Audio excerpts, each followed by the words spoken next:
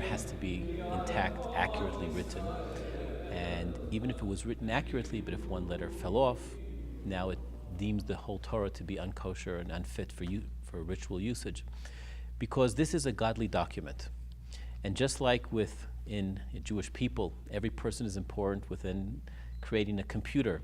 Every particle of making it is crucial for the success of its purpose, for it to work. Likewise with the Torah, in order for it to work, to bestow upon it that superpower, if you will, that spiritual energy from God, every letter has to be there, because every letter has its own life and own energy. And the moment you take one of those little pieces out, it starts to cause a short, if you will, in that energy. So to keep the energy intact, you need all the letters. The Torah that the rabbi is working on and repairing came to us by way of Lawn Manor Hebrew Congregation in Chicago, Illinois.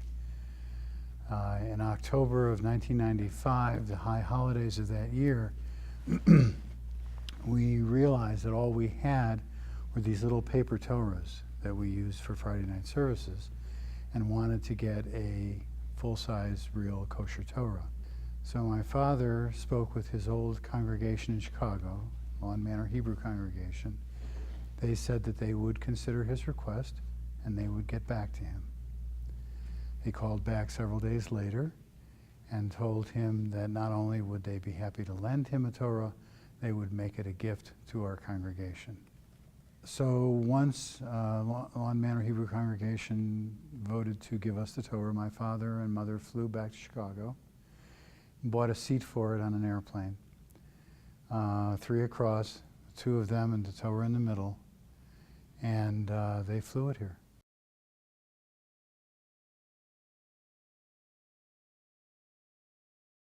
So when we opened up the Torah, we immediately saw that the parchment was not attached to the pole, and in other words, the stitching that holds the parchment together was not on there, not on the pole and not on the parchment. And one of the reasons was that the parchment was torn in 4 different places, very serious tears, and as a result it completely separated from the poles. But one of the tears was so large that it actually went through into the column where the letters are, and it cut through 2 words in the actual column of the Torah. And the 2 words that it tore into were the name of God and the following word, Elokim and Merachefet, right at the beginning of the Torah. And this is really a big problem, making the Torah very unkosher. After many phone calls to Israel, New York, trying to verify a halachic authority that can verify the best and accurate way to restore it, the decision was to cut out those words from the parchment, apply a patch in that place, and then eventually we're going to be writing over those words, again, correctly in the right place. So that's what we're up to right now. There are other issues with the Torah, but this was the main problem, which hopefully we will resolve very soon. You can make your messages up. Yeah, I'm good.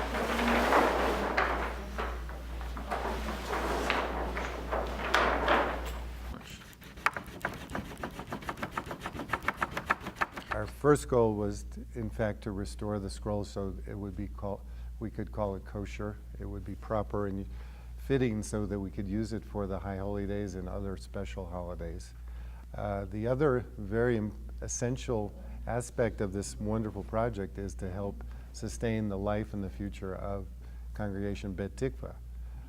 And it's really a privilege to be able to stand in front of a scroll like this and to help repair it.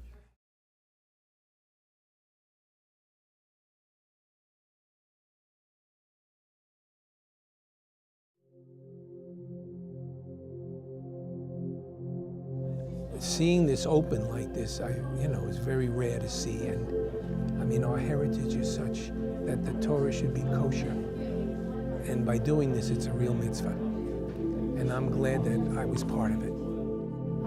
As a mother, I felt really proud. I felt like there was a power and a special feeling coming around us, and I felt a connection to the Torah, to the Kabbalistic ideas. He was talking about the Tav, how it's the first letter in the alphabet, and to see her do it really gave me a heart full of love and power. It was just a visceral feeling. It just was a very wonderful, connected feeling to God. The experience of writing a letter, at first it was just overwhelming because I realized I was writing on parchment and I was holding the quill. It was just a feeling of being connected with thousands of years and thousands of souls. And I mean, it just was so powerful.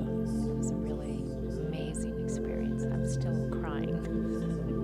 I really wasn't sure what was going to happen. I didn't think I was going to be writing on the Torah. I held the thing while he marked on the Torah, and he was pointing to the part in the Torah where my husband's name was, his initial, I should say, not his whole name. And I thought, Sid, this is for you. So the concept of Torah is not meant to be a static type of experience where you learned it, you loved it, you shared it, next. It has to be something that lives on. And the whole concept of Torat Chaim, a living Torah, is when it applies at all times and all places to every single person. So as you saw today and yesterday, how many people came through in writing a letter in a Torah, and each one wrote a different letter in a different word, and yet each one had a different and unique message that applied to them. So the truth is, when one looks at Torah, one does not have to necessarily yet read the entire Torah. It starts with one letter that can actually have an entire impact on themselves and on their entire life. And the reality is that the Jewish people have been taking this nourishment from this Torah and ever since been living by it.